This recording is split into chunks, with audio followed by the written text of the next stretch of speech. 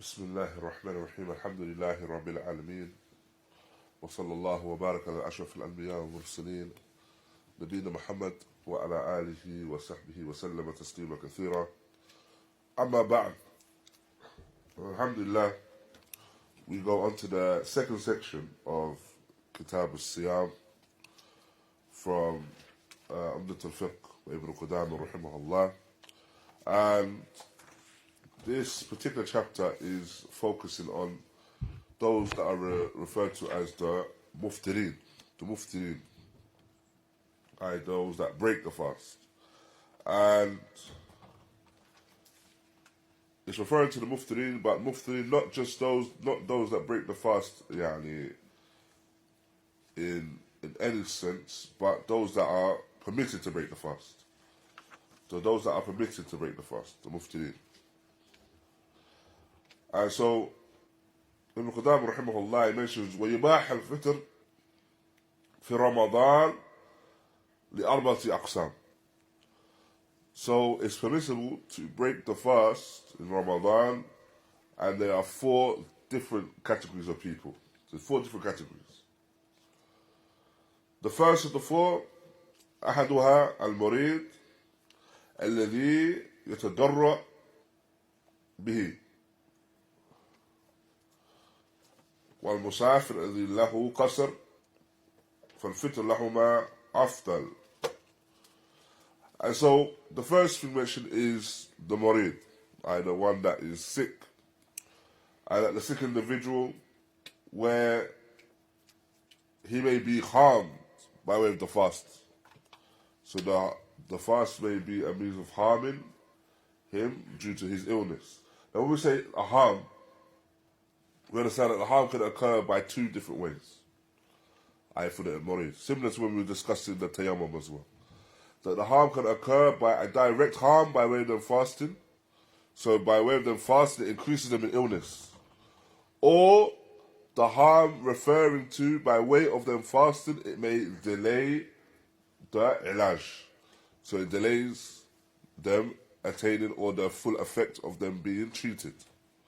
And so in this scenario, this individual is mentioned as being the one that is permitted to break the fast. And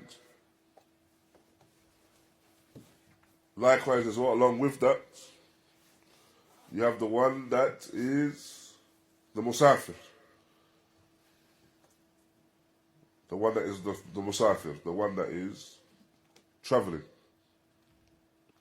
So the murid, the one that may be harmed by way of the fast, as well as the musafir and the traveller, are mentioned together as one category.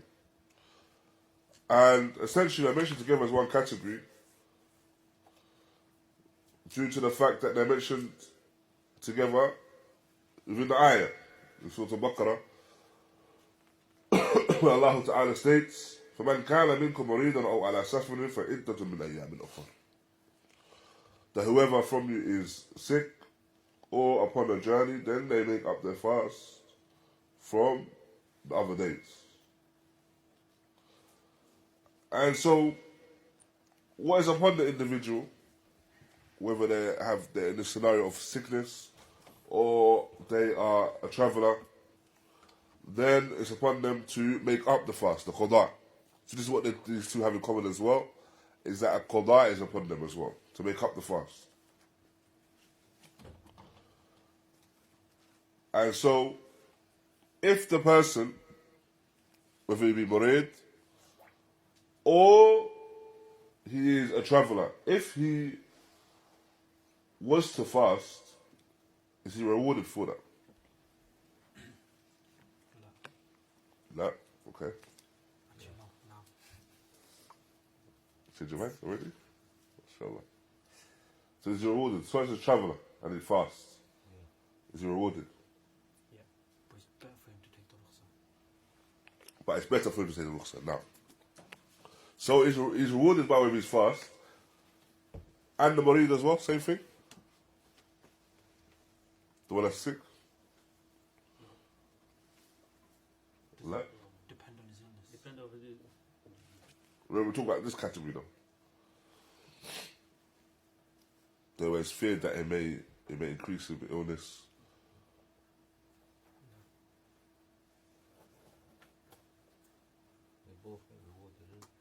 They're both rewarded. No, they're both rewarded. And shall become clearer as we go on.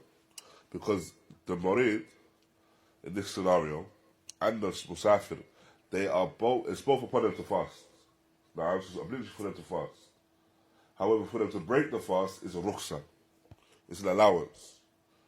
Now, and what we understand from the rukhsa, from the allowance as well, is that the rukhsa is not an obligation. The rukhsa is not an obligation. But it's better to take the rukhsa. As is mentioned in the narration, alaykum bi rukhsillahi allati rukhisa lakum. Meaning upon you is to take the allowances from Allah which have been permitted and allowed for you. Likewise, you have the narration of the Sayyid al-Nabi sallallahu alayhi wa sallam, who mentions, laysa min al-birr as-sawm fi safar.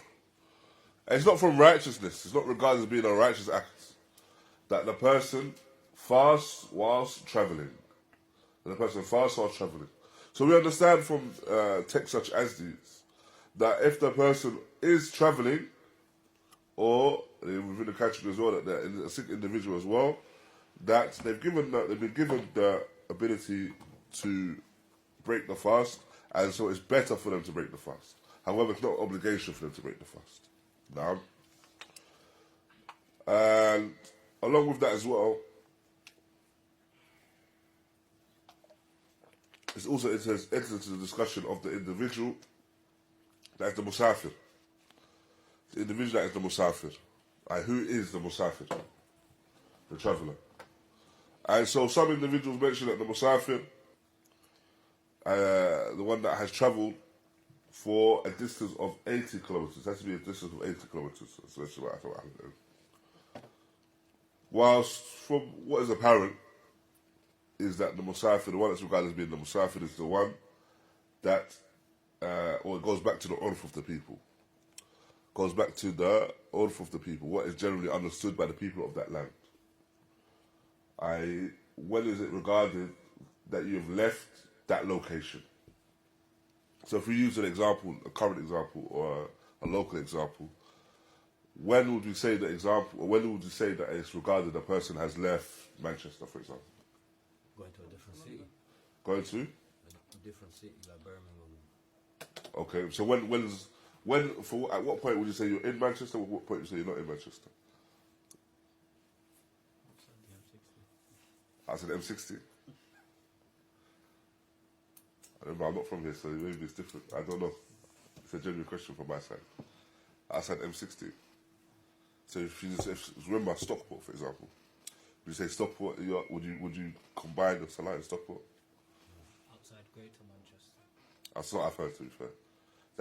When you're outside the area of Greater Manchester, then you're regarded as being a traveller. Allah knows best.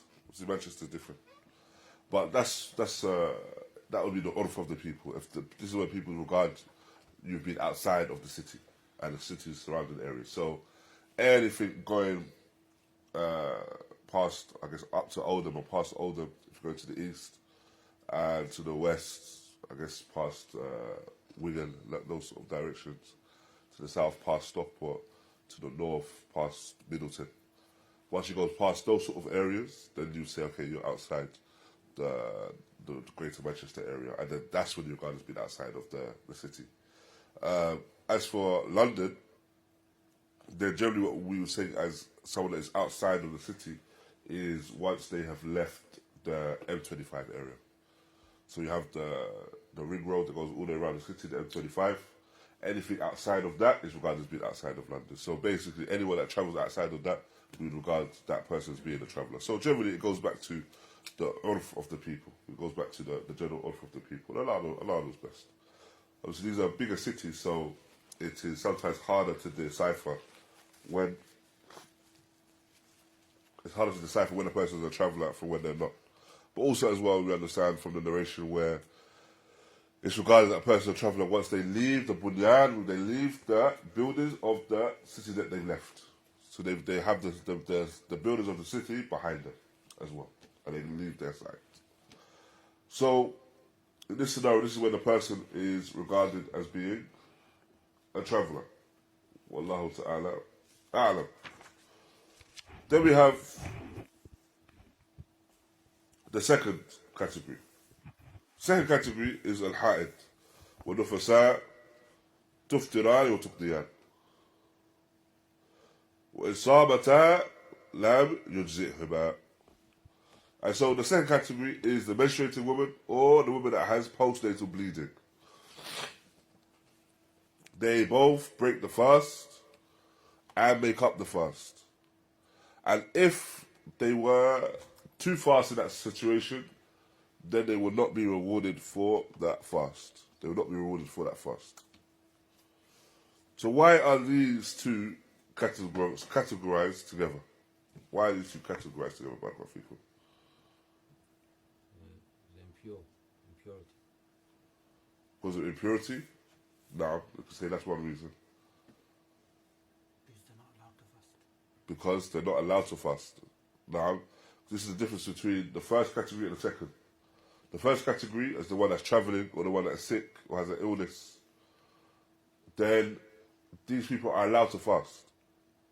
Now, it's better for them to break the fast, but they're permitted to fast. So we say that that's one category. However, in the second category, the woman that is menstruating, the woman that has postnatal bleeding, then she is not permitted to fast in that regard.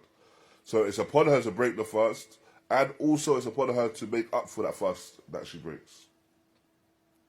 Now, it's upon her to break the fast, and it's upon her to make up for the fast that she breaks.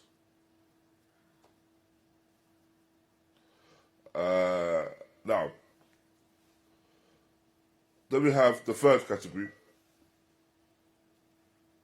الحامل والمرضع إذا خافتا على والديهما أفطرتا وقضتا وأطعمتا عن كل يوم مسكينا وإن صامتا أجزأهما.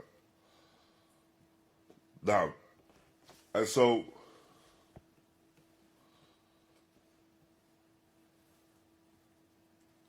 the third is the pregnant woman or the woman that is breastfeeding. So the third is the pregnant woman or the woman that is breastfeeding. Just in this scenario, you have now there's two separate scenarios, and it's along with, as well as mentioned, if she fears for her child. So the breastfeeding woman fears for her child in relation to the fact that if she fasts, then she may not be able to produce enough milk to feed the child. Or the pregnant woman fears for the child that if she does not, or if she was to fast, then she may not have enough nutrients to aid that child within the womb. And so, upon them, this scenario is that they feed the miskin. So they break the fast, and they make up for the fast, and they feed, each day, they feed the miskin. Each day, they feed the one which is regarded as being for the miskin. However, if these two were to fast, then they'll be rewarded. So if the pregnant woman was to fast, then she'll be rewarded.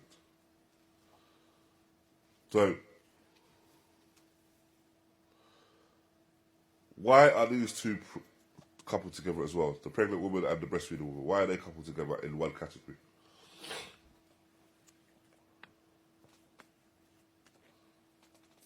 Could you say it's makruh for them to fast? It's makruh for them to fast? If they fear harm for their child or for themselves. If they fear harm? Oh, not necessarily. I wouldn't say it's makruh. The baby, the baby, you know, it's breastfeeding, pregnant, relating to. That's one thing you can say, that this is it's relation to the child and the welfare of the child. So they're categorized together due to the fast of this woman may affect a third party, or another party rather, which is the child. Now, what else? Is it also, if they don't fast, they have to feed a miskin for a week? Not fasting, they have to feed the miskin, so the ruling upon them not fast is different. And also going back to the mentioning as well, that is conditional upon what? What is the condition for them to break the fast? Fear the child. That they have fear for the child. That they fear for the child. So, and this is mentioned in Shaykh ʿUbayd, raḥimahullāh, he mentions as well, in addition to that fear for the child has to be something that has been acknowledged and affirmed by a tabib, a trustworthy doctor. So it's not merely the case that the woman says, or she's ascertained that she's affirmed that she's pregnant, my fellow. So she's affirmed that she's pregnant, so she believes that due to that fact that she's pregnant, that she must break the fast. Now, so that hala, that scenario of her being pregnant is not sufficient for her to say that she's going to break the fast. Likewise as well, the fact that she's breastfeeding does not now mean that she can now sufficiently say that she's going to break the fast. There has to be a genuine fear for the welfare of the child. There has to be a genuine fear for the welfare of the child in order for her to take that particular rukhsah. Now, and of course, that has to be affirmed and acknowledged by a trustworthy doctor. A trustworthy doctor. And generally as well, you find Ahlul Ilm from them, Shaykh raḥimahullah, when they discuss the trustworthy doctor, then they refer to, no doubt, of course, beginning the first of all of that is that the doctor has to be Muslim. That the doctor is a Muslim doctor. Why? Because if the doctor is Muslim, rather, then they will reflect upon the scenario of an individual and look at everything in light of Islam, the Quran and the Sunnah. So the non-Muslim doctor, they may advise with breaking of the fast now, and they may not even advise with breaking of the fast due to them having ill intent for the person, that they want the person to break the fast. They don't want the person to engage in ibadah. But due to the fact that they do not understand, and they're not from individuals that have understanding of the importance of fasting and the importance of ibadah umumah, generally speaking. So they may just advise with breaking the fast, and they may see it as an amr hayyin. They may see it as something which is a small affair. Whilst the Muslim doctor will advise based upon everything, based upon the person's condition, based upon the potential condition of the child, and of course based upon the deen of Islam. And so, now it's a central point that the person must seek the advice of the trustworthy doctor. Now, seek the advice of a trustworthy doctor. Then, as mentioned as well, if this individual was to fast, the pregnant woman or the breastfeeding woman, they were to fast, then they'll be rewarded for that fast as well. They'll be rewarded for that fast. That's the third category, barakallahu fikum. Then we have the rabi'. Then we have the fourth and the final category, as mentioned by Ibn Qudāmah, raḥimahullah. And this is al-ajiz and al-siyam لكبر لكبر أو مرض لا يرجى برؤه فإنه يطعم عن كل يوم مسكينا. And so the next category is that you have the one that is ajiz, the one that is not able to fast. They're not able to fast maybe due to old age, or a marad, an illness is referred to here, a marad لا يرجى برؤه. So he has an illness where it's not anticipated that the person will be cured of the illness. So it's what we generally would refer to as a chronic illness. So the person is either old in age, and so this prevents them from fasting, or they have a chronic illness which also prevents them from fasting. Going back to this as well, if the person has a chronic illness, then of course it has to be a chronic illness that prevents the person from fasting. As you mentioned, and it can prevent in two ways. How? How can an illness prevent someone from fasting? Directly and indirectly. Directly, how?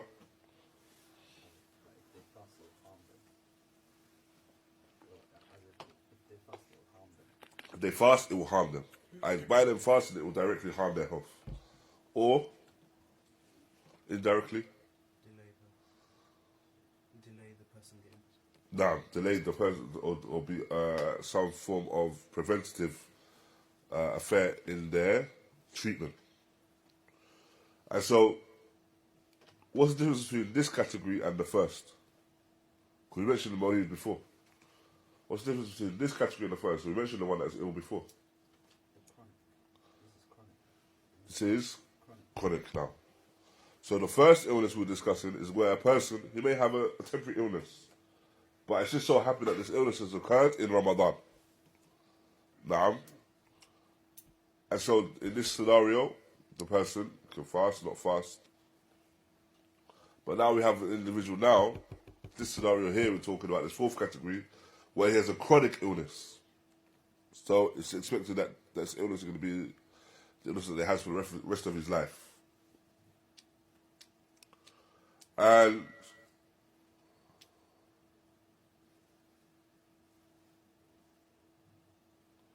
now, and so the person he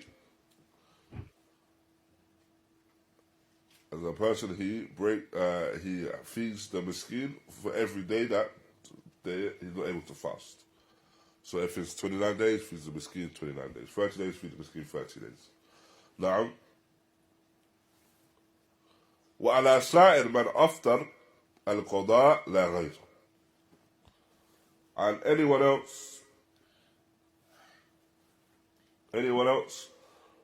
that breaks the fast, then it's upon them to make up the fast.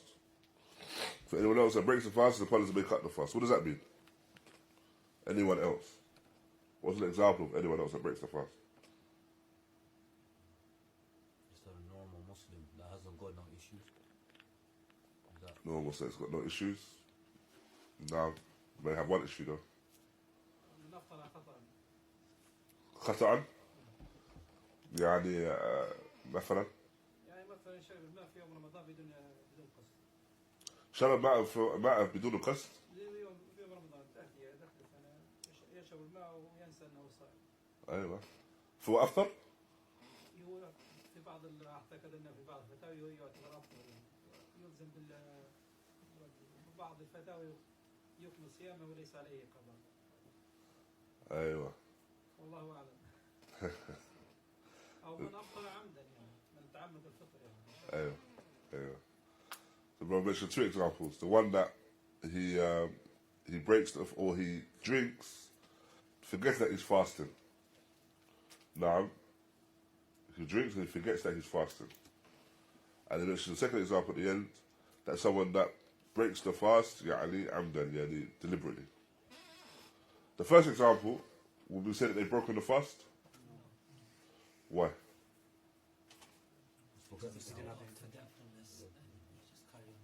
That's forgetfulness. What's the proof? The hadith which mentions that it's Allah that has fed him from eating and drink.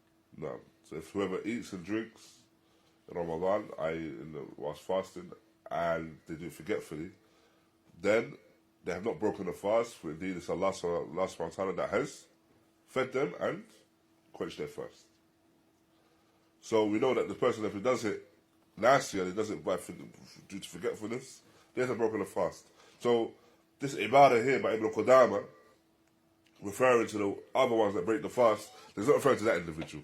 But then as my brother mentions on the that if the person was to break the fast deliberately, so they were to break the fast deliberately.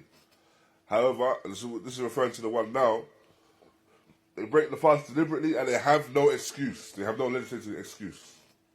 Then such an individual has to make up that fast. Such an individual has to make up that fast. Does that make sense, Ikhwan?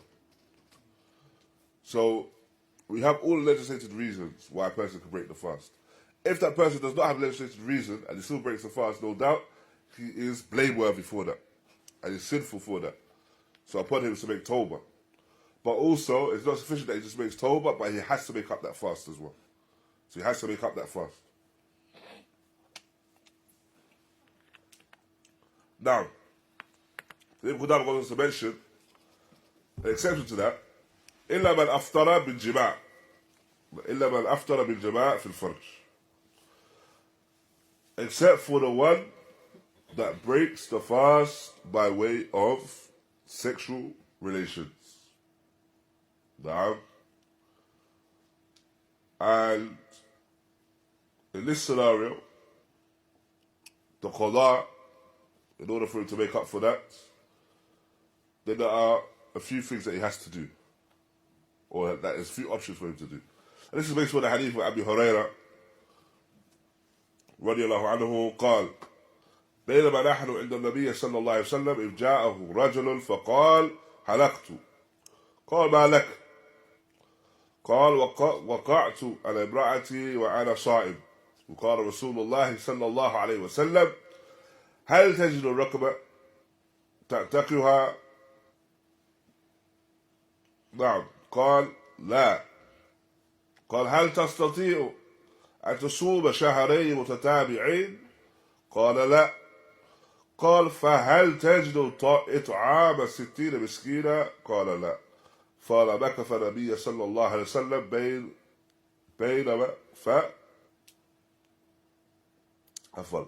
فبينما نحن على ذلك أتي النبي صلى الله عليه وسلم بإرق فيه تمر والإرق مقتال فقال أين السائل قال أنا قال خذ هذا فتصدق به. Now, this narration, Abu Hurairah mentions that a man came to the Prophet sallallahu alaihi wasallam and he said, I have been destroyed, I have destroyed myself. And so the Nabi sallallahu alaihi wasallam asked and inquired, what is the matter with you? What has occurred to you? And he says that I engaged in marital relations with my wife whilst I was fasting. And so the Messenger of Allah sallallahu alayhi wa sallam, he said, do you have a slave that you may free? And he said, no. So he said, are you able to fast 2 months consecutively? He said, no. So he said, sallallahu alayhi wa sallam, do you have the ability to feed 60 of the poor? And he said, no. And so the Messenger of Allah sallallahu alayhi wa sallam waited a while. Thereafter he came to the man with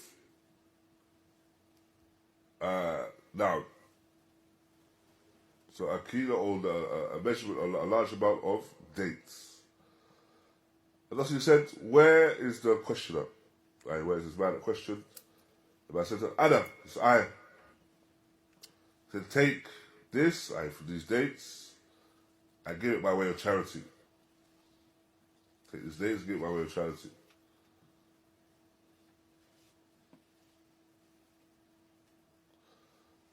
And thereafter the Rajul, فقال الرجل ألا أفقر مني يا رسول الله. I said, so I give charity to the one that is poorer than me, O Messenger of Allah? فوالله ما بين لابتيها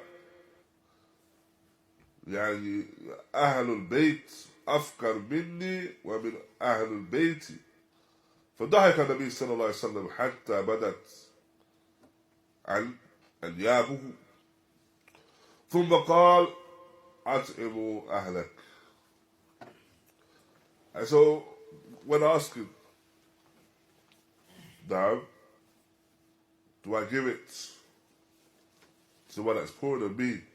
He says, by Allah, I do not know of anyone or any family, any household between these two mountains or these two cave areas, referring to the area, the general area of Medina, that are poorer than me or poorer than my household. And so the Messenger of Allah sallallahu alayhi wa sallam laughed to the extent that it could be seen, his molars could be seen. And so he mentioned alayhi salatu wassalam, so thus feed your family. I use it to feed your family. So with this, barakallahu feekum, this narration, we understand that the one that breaks the fast by way of having marital relations, sexual relations, then upon them is to make up for that by different means. The first of them is that they free a slave. The first of them is that they free a slave. So the Messenger of Allah sallallahu alaihi wasallam, we understand from this narration as well, is that he mentions particular things as a hierarchy as well. He mentions them in order. So it's not that the person chooses whichever one they want to do from these, but he mentions them in order. If you're able to do this, then this is the first thing you do. So the first thing that's mentioned by the Nabi alayhi salatu wasalam is that you free a slave. Now, you free a slave. If you're not able to do that, then a person fasts 2 months consecutively. So the person fasts 2 months consecutively. If the person is not able to do that, then they feed 60 of the masakin, 60 from the masakin, from the poor. And if they're not able to do that, then there's nothing upon them in that regard. Now, so what we understand from this, barakallahu feekum, is that, well, that there is, if the person was to fall into this action, the fact that there is specific things that should be done to expiate that sin is an indication of the grave nature of that sin. However, if the person is not able to fulfill it for whatever reason, then it's not something that remains upon them. Now, so the first thing was what? Barakallahu feekum? Free a slave. Now, I don't think many people have slaves in Manchester, so that's not an issue. Second, fast for 2 months consecutively. Now, so it's not just that the person fasts for 2 months, but they fast for 2 months consecutively, so 1 month after the other. And the person says that he's not able to do so. It's not that he regards it as being a hardship, because not that it will be a hardship to fast 2 months consecutively. But if it's a genuine hardship, where to the extent where a person will not be able to fulfill it, then after that, if he's 60, why 60? For each day, instead of 2 months. For each day of the 2 months that he was not able to fast. So remember we mentioned before, for example, the pregnant woman or the one that is sick with chronic illness, that they feed a person for every day that they fast, that they should be fasting. Now, the same thing is in regards to this person, that he feeds a person for every day. So this will add up to 60. Allah Ta'ala knows best. Now, then Ibn Qudāmah goes to mention, فإن جامع ولم يكفر حتى جامع ثانية فكفارة واحدة. So, in this scenario, if the person was to have sexual relations whilst fasting, and before they're able to expiate for that first time, they do it again. Now, the Qudāmah he mentions that the Kaffārah is still one thing. So they still need to expiate just once. Now, so they still need to expiate once. So it's not a case of they have to expiate for the first time and they expiate for the second time. Rather, it's one time. Does that make sense? What do you mean? So if they do it twice, if he does the same thing twice, No. what does he have to do? He expiates just once. Okay, so just... So he doesn't expiate for the first time, he expiate for the second time. He just expiates for that one time. So what can happen, for example, the person, he does it once, right? And then whilst he's in the midst of expiating for that one time, he does it again. Yeah. He still just continues to expiate. Okay. Right? He doesn't start all over again. Right. No. So now, وإن كفر ثم جامع فكفارة ثانية. Now, and so if, however, he was to have done it once, in terms of having the sexual relations, then he expiates for it. Then he does it again, then in this scenario, he has to expiate again. Now, in this scenario, he has to expiate again.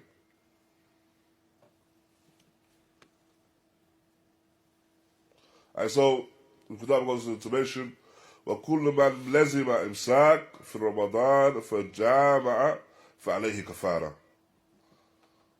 Now, and so, every individual that is upon to fast, is upon individual to fast, and thereafter he falls into this action, then upon him is the kafara, upon him is to expiate. ومن أخر القضاء لأذر حتى أدرك رمضان آخر فليس عليه غيره والفرة أطعم مع قضاء لكل يوم مسكينا. And so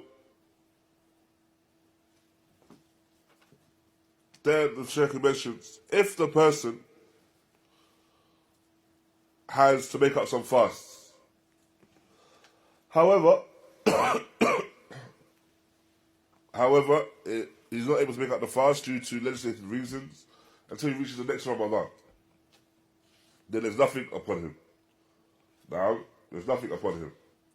However, if the person is lax in that regard, so if the person is negligent in that regard,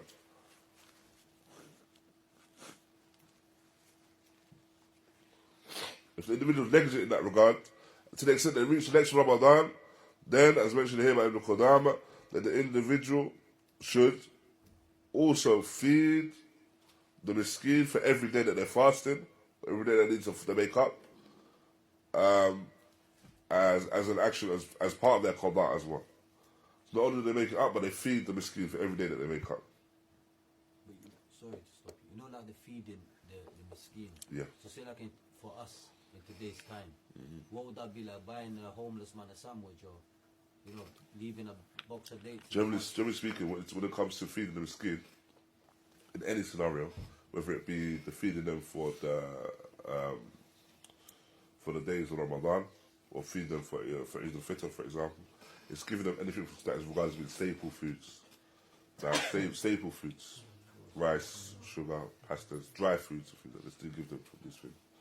Particular, it's all about. So say if there's a man who's like homeless outside and he's not able to cook the rice. No, but generally speaking, first and foremost, it's not upon you first and foremost that you have to go find the miskin. Okay. This is something that returns back to the Bayt al-Mal. So the Bayt al-Mal is the one that distributes the money and the wealth and to the people that is needed. However, in a scenario where, of course, here in the West we don't have Bayt al-Mal, we have the masajid. So it will be the responsibility of the masajid to distribute this food for the people and things like that. So it's not for you to go and look for a particular person or whatever else. They will do that, and they will find people that will be able to take from that, inshallah. So say like now, if you want to do the 60 people, say like to do with Ramadan, you said the 60 people. No. You leave £60, or how does it work? How much Like for you to feed 60 people. Usually it's a set, it's an amount that's given, like a set amount which is given. Usually the brothers, they will announce a certain amount. It's usually like £3 for the day or something like that per day, and that's enough to buy a certain amount. And they give them out money for that. Now, and so if the person leaves off the qada until they die, naam, and but they have a genuine excuse, like a legislative excuse, فلا شيء عليه. There's nothing upon them as well in that regard. وإن كان لغير عذر أطعم عنه لكل يوم مسكين. However, if they do not have legislative excuse, then every day that they have not fasted, then the person pays for them. No, the person pays for them. And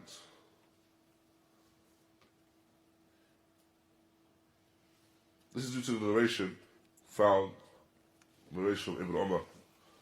And the Nabi sallallahu alayhi wa sallam قال من مات وعليه الصيام شهر رمضان فليطعم عنه مكان كل يوم مسكينا.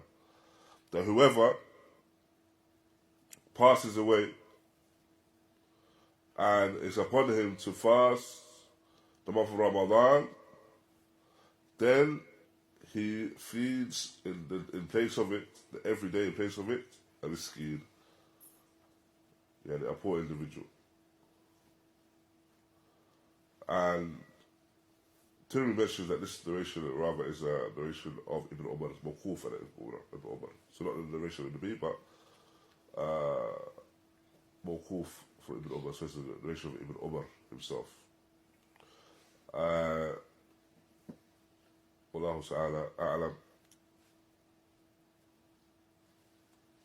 Now, and likewise, we have another narration where it mentions a narration of Ibn Abbas. Ibn Abbas, that he was asked about a man that had died, and he had a fast for a vow that he had to make up, as well as a fast for Ramadan.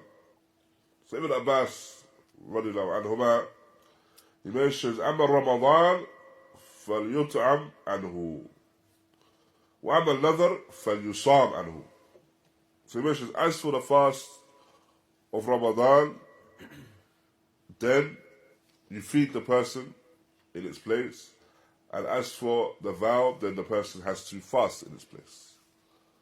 The person fasts in its place. Now, I have the same issue because my father passed away after Ramadan, Wallah. in 1989, and he had to, he had to do iftar for a couple of days because he was quite sick. He died after Ramadan 20 or 30 days later. But I don't know how many days he actually was eating not fasting. So can I do like a fasting instead of him, or give food? So you can feed in place of them, to give the food to the masakin. And generally speaking, in these scenarios, then you would base it upon what you regard as being what is possibly the most that he missed. So if it's, for example, you think he could have missed 10 or 11 days, and let's really be fine, then you would feed for 11 days. 11 days. Now, and I watch it. Yeah, I don't remember actually how many days, but I remember he had actually maybe a week or something like that. So he was quite sick, and then the doctor recommends that he must actually break his fast. Allah yarhamu. So in this scenario, then you would generally look at, you'd have to, because it's been so long as well, it's difficult to remember, try to estimate the amount of time that it would have been, and and pay in that regard, to pay for those days that were missing. Wallahu a'lam. Barakallahu feekum. Alhamdulillah, that also concludes the end of this chapter. Jazakumullah khairah, ikhwah. Wa barakallahu feekum. آمين وصلى الله وبارك على نبينا محمد وعلى آله وصحبه وسلم وآخر دعوانا الحمد لله رب العالمين. نعم. Regarding the breastfeeding and the pregnant woman, he said it's like conditional that the doctor actually. No. That condition, for example, breastfeeding, let's say she's got no milk, Yeah. he's still requiring to get Well, it's not necessarily conditional, but it's no doubt better that she seeks the medical advice first. Seeks medical advice first, one, to ensure that there may not be something else that's preventing that. So sometimes you might look at this and look at that and think there's a correlation, but maybe there's something else that might be preventing it as well. So it's important just to ascertain that it's the fast which is preventing that her being able to produce milk and things like that. So it's always better to do that. And again, it's something which would be safer in order for, if a person's going to break the fast and stop an action of it ibadah, then you want to make sure and ensure that you've done so in the correct way. Voila. For example, like my mom, she been like about 5 years, she couldn't even fast. Upon my dad to pay her, I can't do any. Anyone can do it for her behalf. On behalf of her. No, anyone can do it on her behalf. What I asked before, they say, like they do 3 kilo or 3 kg of the rice or other for every day, which is. Please stay. No. My bad, yeah. My bad. And then anyone can pay on her behalf, inshallah. No. Ustādh, sorry, when you were saying that, like if you miss a fast deliberately, and then you have to pay feed 60 misakin, yeah, and you said the masjid deal with that. This is not for if the one finds breaks fast deliberately. This is if the person Sexual intercourse. Yes. Sorry about that. Yeah. So do you have to expose your sins to the mosque? Like, say if you've done that, do you have to come and tell the mosque, I did this, I want to. No, because you don't have to tell them why you're feeding So you just 60. Okay. You could be potentially paying for 2 people that need to do the miskin. So it doesn't have to. There's no need to explain or anything like this. It's just the money's given and it's distributed, inshallah. Okay. So you just As say, a I want to video. give to the poor. Yeah, say I give the video. No. And you said it's £3, so obviously. It differs, but it's generally finds like about £3, £2 to £3 per day. So that end of the month, like £300, £200, something like that. No, £60, £90. Oh, is that okay? Yeah, £3 per day. So 30 days, £90. Okay, alhamdulillah. No, alhamdulillah.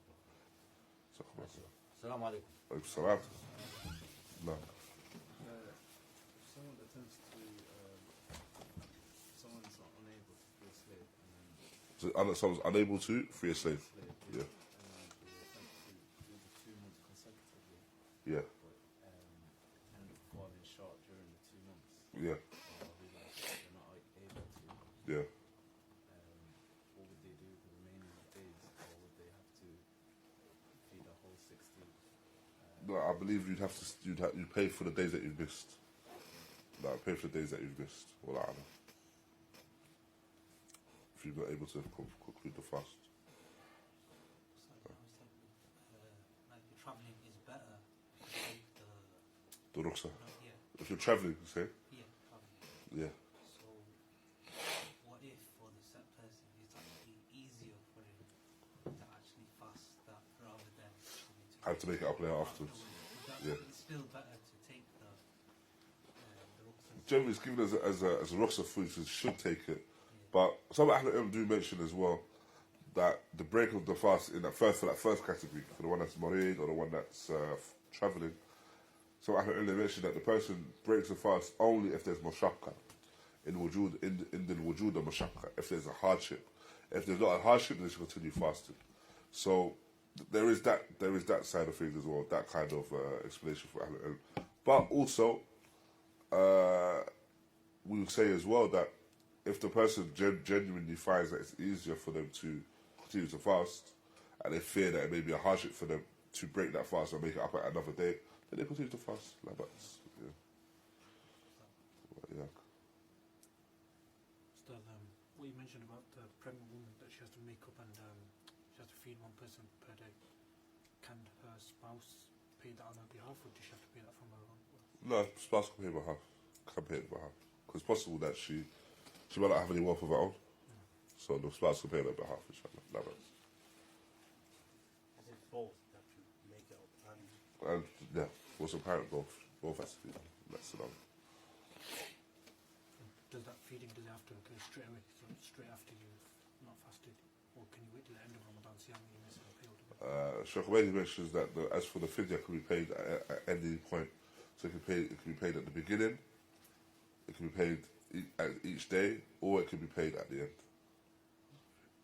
So the fidya can be paid beginning, middle, end, or at each point. Every day that's needs to be paid. What is upon the person with the fidya if they have forgotten, like we mentioned? If they've forgotten. If they've forgotten, let's say they reach Ramadan next year and they either have been delayed due to financial difficulty or just plainly forgotten. Is it upon them as soon as they remember they pay? As soon as they remember, they pay. Yeah, as soon as they remember, they pay, inshallah. So if they forget, then inshallah, but as soon as they do remember, they have to pay. So for, let's say the sister and say she's pregnant, say she has a kid like every year or every 2 years. No. It falls into the Yeah. pregnancy and the breastfeed. No. For let's say 6 years.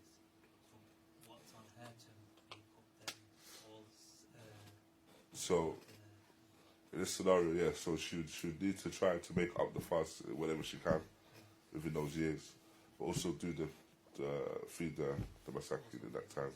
No, yeah, but it can happen that a woman she's pregnant, so she's pregnant in Ramadan and she's breastfeeding next Ramadan. Then she gets pregnant again in Ramadan and breastfeeding next Ramadan. It could be like that for a period of years. So it's. Okay, you know, before I think one of the brother he was acting with the Ibn Umar when he was leave the Medina. He was in Mecca and he was in Medina. He used to do always Qasr Jama because of the opinion. I don't know When he would leave Medina.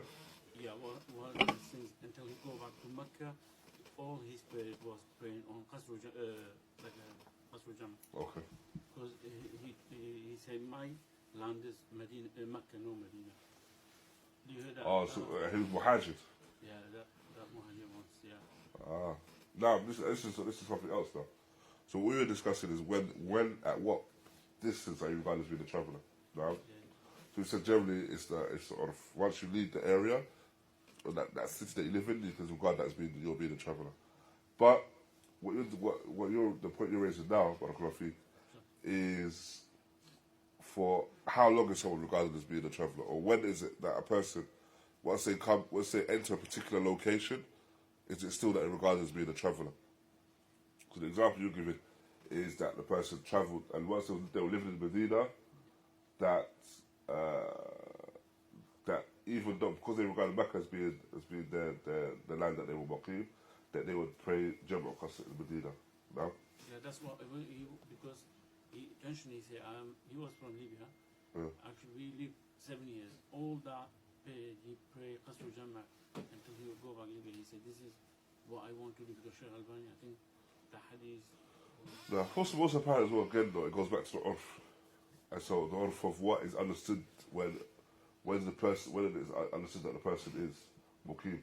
So if a person now, for example, has ijar in a home, and he owns a home, or he owns a home, and so he goes to a place, and that place is his home, and all the furnishings is his, then it's difficult for him to say he's Musafir in this scenario. Because Muqim. No. So in this scenario, go back to the urf, and say that this person is Muqim in that situation. If, however, now, he goes to a particular city, but he has nowhere to really stay. He's not thabit in that particular place. Now, and he doesn't own anything in that particular place. He doesn't rent anything in that particular place. He wouldn't say that he's Muqim though. Well,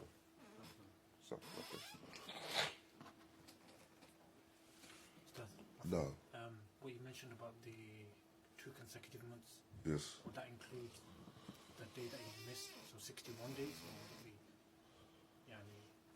No, so which means it's just 2 consecutive months. That's the Qudāmah for that. so is that 2 Islamic months, or is that 60 days, or 2 Islamic months. Islam? 2 Islamic months, yeah. So essentially, for example, the person would do it straight after, say for example, did it straight after Eid. Then it would be from the 2nd of Shawwal, 2nd of Qudāmah, to the 2nd of Dhul-Hijjah. What happens if one of those days it falls into a day where you're not permitted to fast? So مثلا Eid. Eid, it wouldn't have fasted Eid, so you wouldn't have fasted Eid. However, in terms of any other day you still need to fast because it's an obligatory fast. So it's only the Eid that a person cannot fast on. And for most apparent, you can't fast the Eid under any circumstance. But as for the other days, like Saturdays and things like that, because it's an obligatory fast, you still fast those days.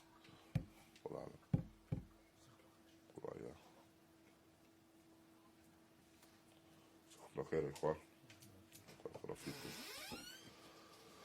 صلى الله وبارك على نبينا محمد وعلى اله وصحبه وسلم